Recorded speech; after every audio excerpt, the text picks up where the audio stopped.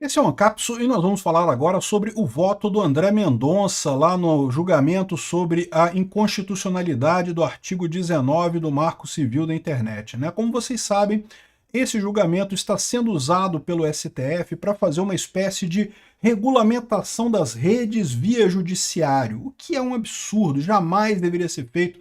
O judiciário pode decidir uma coisa ou outra, mas não pode regulamentar a coisa, né? E, aliás, esse foi um ponto que o André Mendonça colocou. E ele ele falou exatamente o ponto que eu concordo, que isso é que está fazendo com que a sociedade brigue com o STF. Ele levantou que muitos ministros do STF estão incomodados com as críticas que recebem nas redes sociais, exatamente porque o STF está sendo visto como alguém que está indo além dos seus deveres constitucionais e está querendo se imiscuir em algo que seria definido pelo Congresso. É um assunto complexo ele. Se você acha que, do jeito que está a legislação atual sobre as fake news ou sobre a regulamentação da rede social, ela está errada, então isso deve ser decidido no Congresso. Ele está absolutamente certo. Não sei se vai ter alguma mudança nisso daí com o voto dele, mas vamos entender como é que foi o voto dele, quais são as próximas perspectivas agora, quem falta votar e qual que é o resultado final dessa coisa. O resultado final não saiu ainda, tá? Por enquanto foi só o voto do André Mendonça. Essa notícia foi sugerida por Anônimo Careca do STF, Potinho de Merda do Banheiro e várias outras pessoas. Obrigado aí ao pessoal que sugeriu notícias lá no nosso site, no visãolibertaria.com, e obrigado a você que está assistindo o nosso vídeo. Se você gosta do nosso conteúdo, por favor, deixa o seu like, se inscreva aqui no canal, né? Pois bem, a esquerdalhada não gostou. Tá aqui o pessoal da Infomoney chateado. Não porque o André Mendonça votou para livrar as Big Techs de responder por conteúdo de usuário, ou seja, votou pela liberdade de expressão, votou pelo que todo mundo quer, todos os usuários de rede social querem, porque a verdade é a seguinte, dizer que a rede social vai ser responsabilizada pelo que o usuário diz é acabar com a liberdade do usuário, porque a rede social não vai permitir mais que os usuários falem à vontade o que eles quiserem, porque se ela vai ser responsável pelo que eles falam, então não dá mais, né?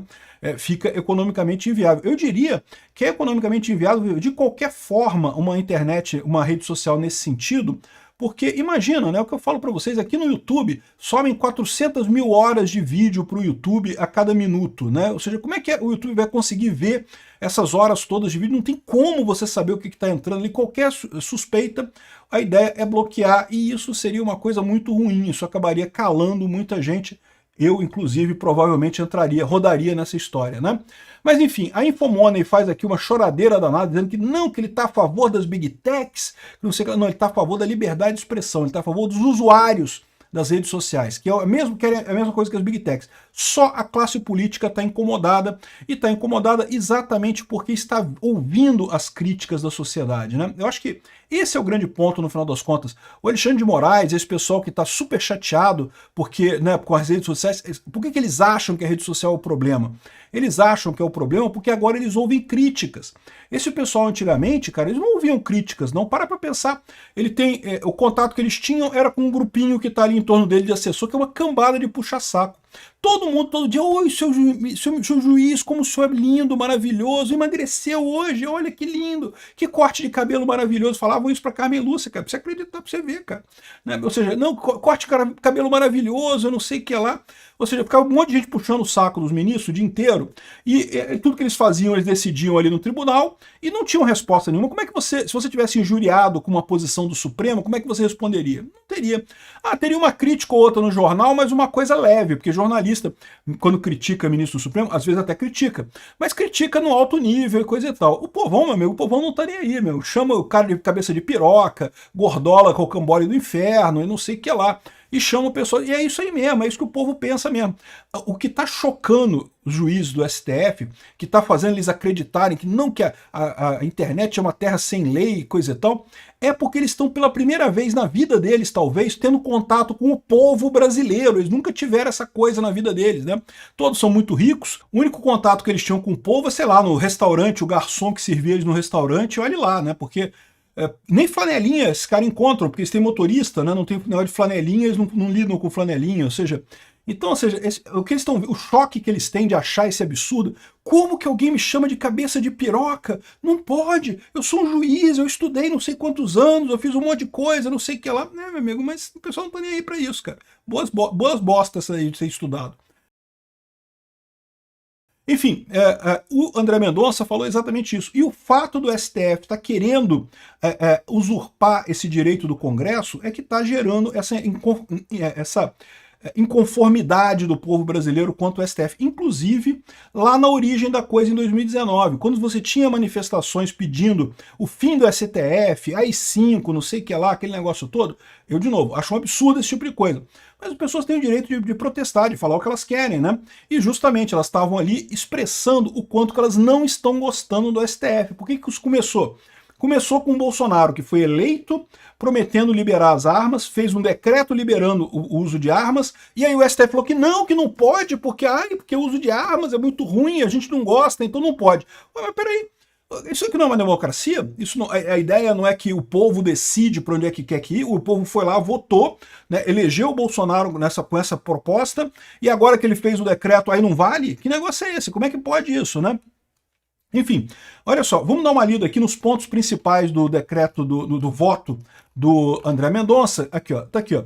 Serviços de mensageria privada, como o WhatsApp, não podem ser equiparados a mídias sociais e, portanto, não têm o dever de monitoramento ou autorregulação.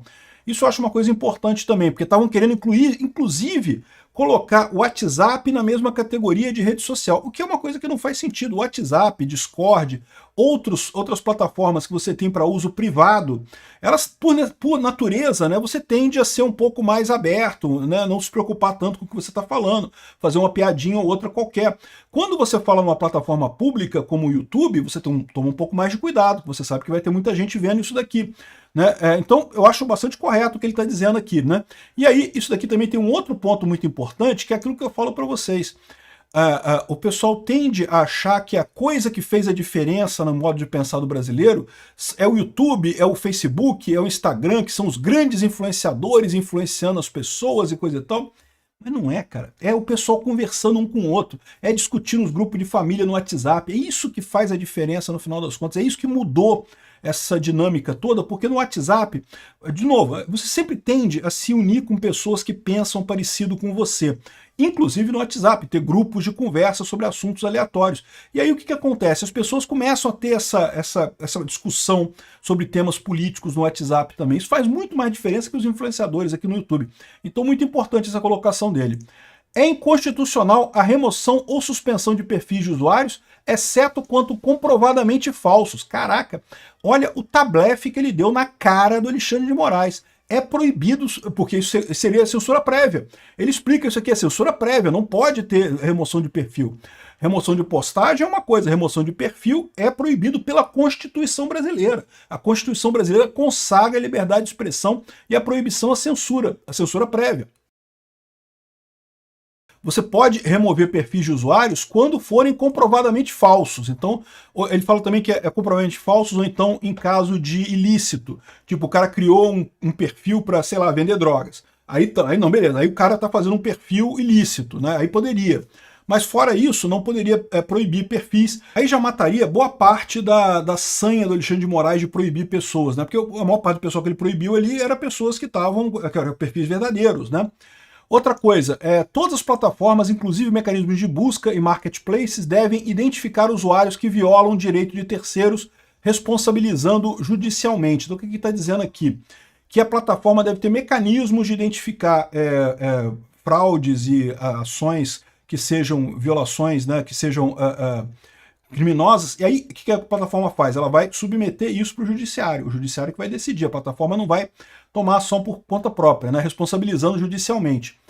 Quando o conteúdo for removido sem ordem judicial, por determinação legal ou conforme os termos de uso, devem ser observados protocolos como acesso à motivação da decisão, preferência por remoção humana e possibilidade de recurso.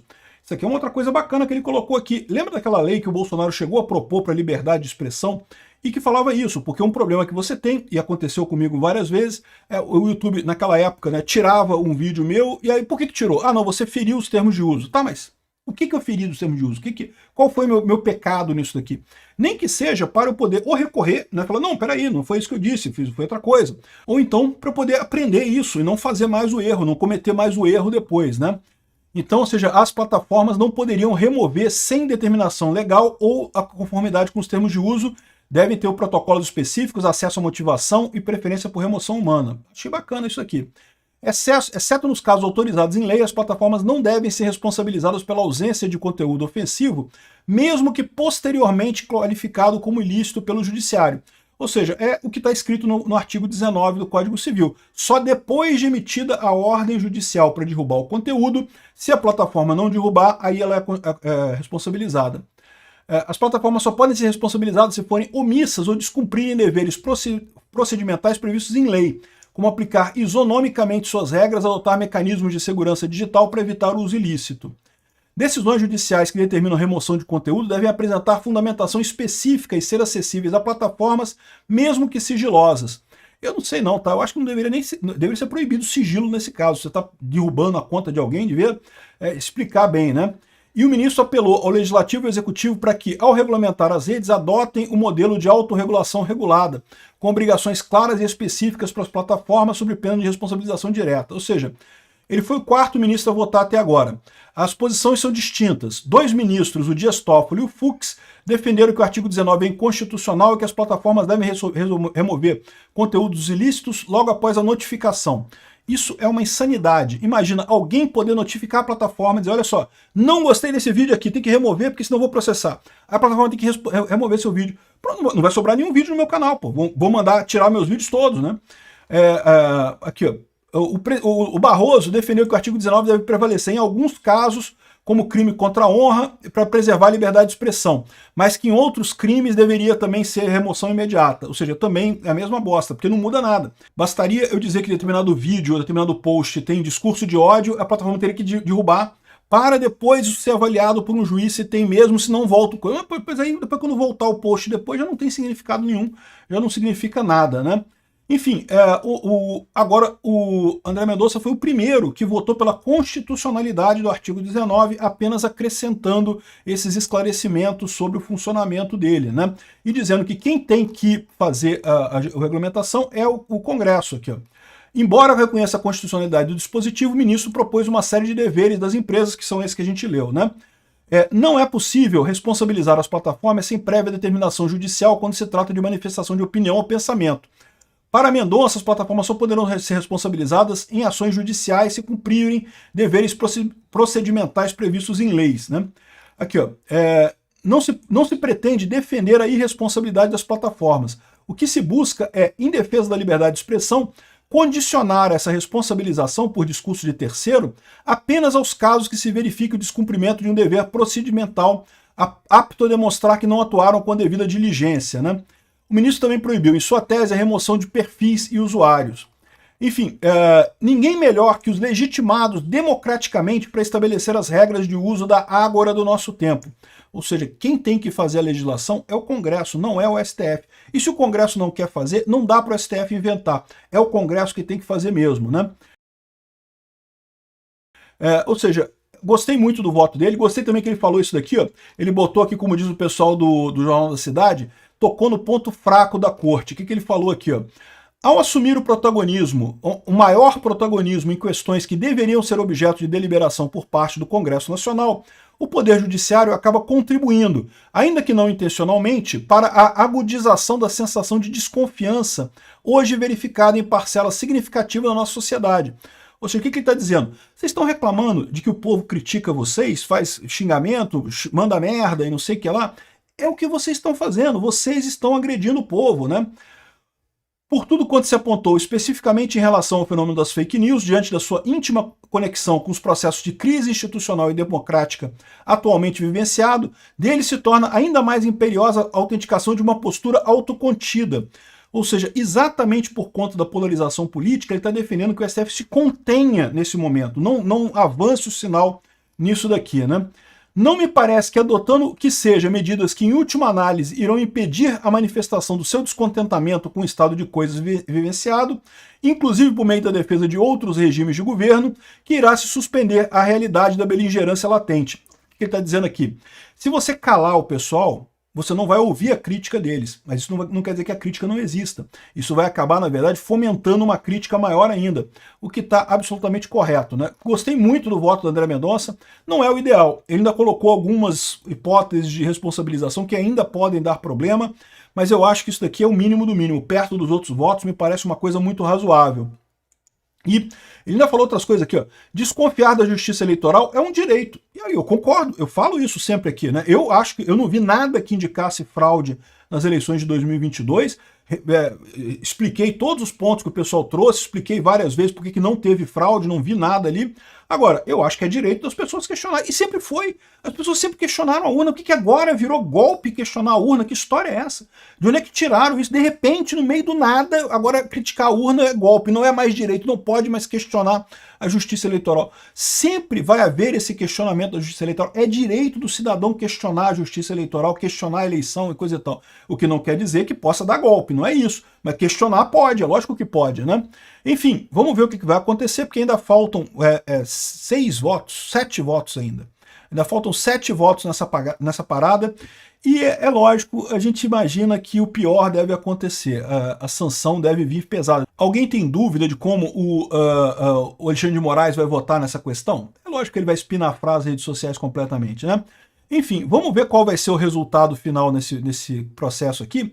Mas uma coisa já fica claro para mim, né? O André Mendonça está correto em dizer que não se deve regulamentar isso no STF. Sabe por quê? Porque, como o pessoal explica aqui, dos 4 votos que teve até aqui, não teve nenhum voto igual. Os 2 votos do Dias Toffoli e do Luiz Fux foram muito parecidos, mas não foram iguais, já tinham diferença.